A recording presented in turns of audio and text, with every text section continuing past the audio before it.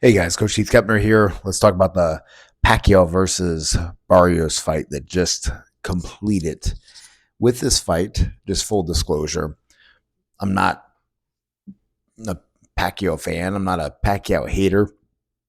I guess with the famous fights between he and Marquez, I was kind of leaning towards Marquez, and I'll tell you why though. Because Pacquiao's style is very athletic. It's very much designed off of his toughness and his athleticism, which is fine and great. But the challenge was is that I would have so many people during his reign come to my gym, particularly guys of a certain cultural or ethnic background, and they would all try to box an exact same way. They try to box like Pacquiao. And the same thing happens with any guy that is at the top. Guys did it with Muhammad Ali. Guys do it with just any type of popular fighter you can think of. The person that is very popular of that era. And of course, Pacquiao is very popular of that era. And so I would get a little bit annoyed because I know how important foundations are. And we see Pacquiao, he had to go a certain amount in his career and then go back and try to rebuild foundations. And then we saw foundations revealed in some ways tonight and also in other ways not be revealed. But let's talk about it. They thought Pacquiao, and I guess his wife, I guess I heard the announcers talk about, or the commentators talk about, but they thought his team, probably more likely, they thought they had the perfect guy. They saw that last Barrios fight and they're like, dude, we got the perfect guy to come back. He's got a title. Let's go get that title. From Barrios' last performance, I mean, it's a good analysis. That wasn't a dumb decision at all. The result didn't go the way they wanted it to, and we're going to talk about that and the flow of the fight, break it down, and everything. Now, Pacquiao started off with a lot of great jabs, multiple jabs, and he threw off of those jabs. That did an excellent job of setting the pace. It really showed Pacquiao's more conservative style now that he's older, less reckless, and that higher level boxing IQ of setting the stage. But then we have to build off of that stage. You can't just do that for a couple rounds and then kind of abandon it, which is kind of a little bit what he does. He lost focus and he didn't necessarily maintain being, smarter throughout the entire fight. He did answer Barrios' slips, though, because Pacquiao can make adjustments in a lot of ways. He doesn't make adjustments in like the classic ways people think about of like, oh, he moves a different way because he's getting caught a certain way. He doesn't necessarily do things like that, but he makes offensive adjustments. There was this one fight, I think it was against Rios, where, oh, nah, sorry, it's late night. I'm thinking the opposite maybe with Rios of him making adjustments for Pacquiao, but Pacquiao does make adjustments as far as offensive adjustments. And what Barrios started to do is to lean off to Barrios' right side to slip Pacquiao's left hand. And also, Barrios was moving off to Barrios' right side. The classic way you don't move on a southpaw, but it didn't necessarily really matter because that's just a tactic. It's not a end all be all. You have to with boxing a southpaw. Anyway, Mario was slipping off to the side well, and then Pacquiao made a good adjustment. Instead of shooting that straight or straighter left hand for the head, he started looping it under with a shot for the body, like uppercut for the body. And it was a great adjustment, and it messed up Barrios and helped him even out or win some of those rounds to lead to the decision of it being a majority draw. Now, when Pacquiao did put it together, he caught Barrios, and it makes it very apparent that a younger Pacquiao would 100% beat Barrios without a shadow of a doubt. Sorry, Barrios. You seem like a really nice guy. Like, for real, I'm not just saying that. You seem like a good guy, and you're not a bad boxer at all. You're a champion. But a younger Pacquiao would have just completely smashed this guy. Completely. Because when Pacquiao was able to open up, he had him flustered. A couple times Barrios countered well, but we all know the Pacquiao of old and how that Pacquiao of old fought. And that's why I think it's very important for people to build up foundations and to be reliant more on a foundational and fundamental style. Then therefore they have things that built off of, because then when those things that they built off of wither away, that are based off of timing, reflexes, and athleticism, then you're left with that foundational structure versus with a little bit what we saw with Pacquiao. Pacquiao tried to bring back the foundations with starting off with all his multiple jabs, a little bit of good boxing there first couple rounds, but then it kind of fell apart.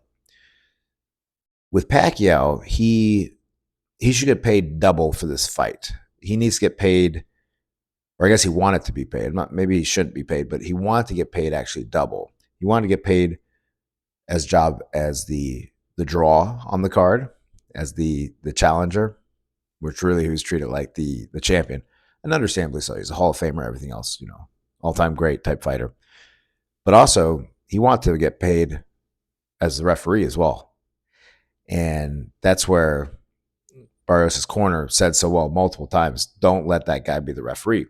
So many times Pacquiao would pull that little trick out to get in someone's head, particularly in someone's head that's hasn't been around as long as you, that respects you, of him, Pacquiao, dictating the rules, dictating the stops, telling Barrios, oh, you're hitting me too low, pick up the shots like he's the referee.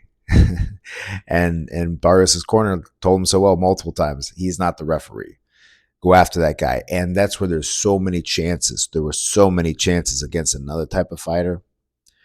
Or if Barrios could do it. Barrios showed that he was capable of 100% beating Pacquiao now. Maybe not Pacquiao of old, but with Pacquiao now. 100% without a doubt beating him. But that's accepting that Barrios makes those adjustments and is able to do maybe something that Barrios can't do, which is to push the pace the whole time, to pick up on spots where he has his guy hurt and where the momentum is shifting his way. That's something very important.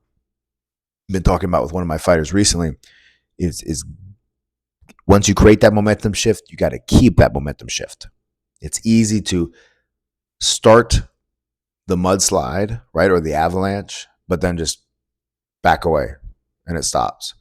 Once that thing starts, you gotta try to feed that thing so it just rolls all the way down the mountain, or your opponent rolls all the way down the mountain until they end up on the canvas. And Barrios showed that he has the skill to do it, but there's something else up there. And then also the last thing for Pacquiao before I go into my analysis of Barrios is we all know he's lacked defense.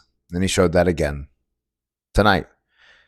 His defense is based off of offense. It's based off of his footwork and unpredictability. Also, that's how he lands his punches, by throwing pretty unorthodox combinations, which are hard to stop because they're powerful and they're fast. And you mix in the feet with that, it's like, holy crap.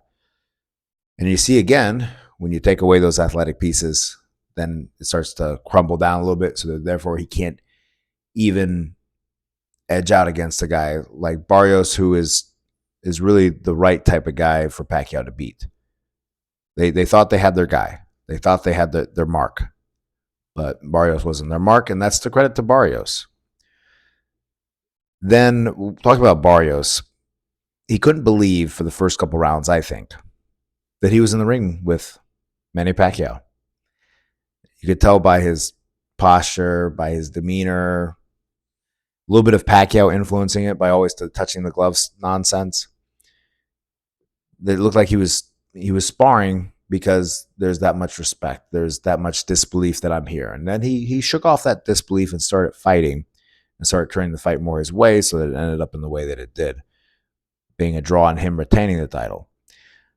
He also used stepping to his right side, which is, of course, a classic no-no against a southpaw, but it doesn't really matter. It allows you a way to land your jab, and he also jabbed off to his left side as well. He jabbed off to the right, he jabbed off to the left side, and that allows you those different places to set up your offense, but also to minimize and neutralize your opponent's offense as well.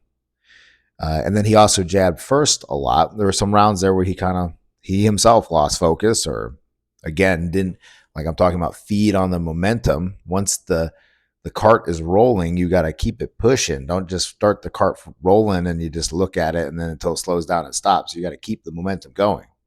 It's like a flywheel. Then some combinations he did that were really excellent against someone that falls into positions like Pacquiao falls into, where his hands are just up and he's kind of trying to jump out. The 3 to the body, 1-2, and different similar iterations of that.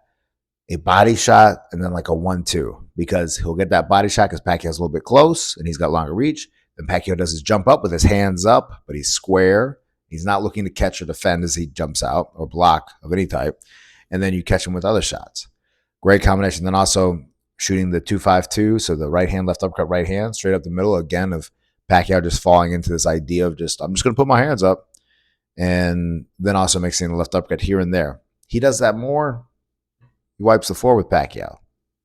Question is, can he do it more? He showed better defense at some points. In some points, he froze up a little bit, it looked like, and kind of just got like stuck with his feet, where his feet weren't moving and his hands weren't intelligently or purposefully blocking. They were just up, similar to Pacquiao. And he almost played into Pacquiao's goal for him, or mission for Barrios. Pacquiao had a mission for Barrios, and that was for Barrios to not do enough.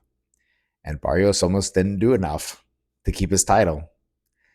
And if he wouldn't have done enough in that last round, he would have 100% not kept his title, and Pacquiao would have got a chance to set a whole bunch of, or a couple records, all-time records, which he already has set records.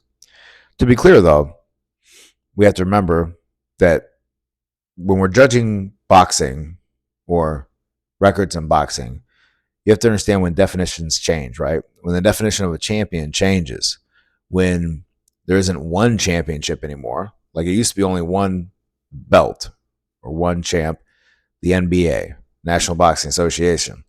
When people say so-and-so was heavyweight champion, that was the NBA champion. It's not like that anymore. There used to be 8 weight classes, only 8 in the whole sport of boxing, and one champion per each of the 8. Now there are many more. So when people talk about Pacquiao being an 8-division world champion, like, yes, that's true, but you have to remember the definition of world champion has changed without the actual addition of more boxers. Okay, so it's one thing if you got so many freaking boxers, 8 times the amount of boxers or so, or whatever, and so therefore you add that many more titles, right? So it's like 20 plus titles now versus the original 8. It's actually the opposite. There were far more people boxing or registered as professional fighters than there are today, and now it's a worldwide sport. Maybe that will change in the future. Who knows? But also now there's so many other sports for athletic people to get into, and also so much more opportunities, because that's just increased in tenfold in every area of life nowadays. For instance, with you and I sharing this, time here of me sharing my thoughts to you, I would have to be like on a network TV to do that. So I'm old school, though, if you want to know about the decision, that in order to get the title from the champion, you really got to take it. You got to take it. You got to beat him soundly. So I was watching the fight. I wasn't precisely scoring it. There was a couple lags and things like that in the broadcast I was watching. So I wouldn't feel comfortable with giving what my scorecard is or would be, but I feel like the decision was relatively fair. You could maybe argue some draw rounds, or maybe a close round gets slid back to the other guy. But I think probably in all likelihood, majority draw is likely, or I think I could see it the one judge's way of going for Barrios. But you have to take the title from the champion. Let's not, just because somebody is a legend, just because somebody wants to set a new record, fudge the numbers a little bit, or just because we like somebody. A lot of people like Manny Pacquiao. He's a great character for boxing. He's a crossover success of boxing, meaning he is bigger than boxing in a sense. People know his name, even if you're not in boxing, just like people know Muhammad Ali's name or Mike Tyson's name. But that doesn't mean you change anything else with the sport. And if anything, they changed a lot with the sport, which again, they always do. Don't be wrong. Like there's always so many people that it's not like Pacquiao's fault. There's not a problem with Pacquiao, but to let a guy and his team be like, hey, we haven't fought for a long time. We're not active. Well, look at that guy. He looked like he doesn't have enough to really push the pace of a fight, and he looks like he can get caught, and he may just kind of fold up. Hey, let's fight him. And of course, at the end of the day, money talks. Pacquiao says, I want to fight. Barrios takes that fight because that's a lot of money. It might be the most money he will ever make for a fight. He gets a chance to be in the ring with a legend, and at best beat him. In this situation, the worst didn't happen. And they both have a pretty good night. Of course, Pacquiao gets the shorter end of the stick. Anyway, that's my thoughts, guys. Let me know what you think. And watch out for my next video, guys. Have a good night.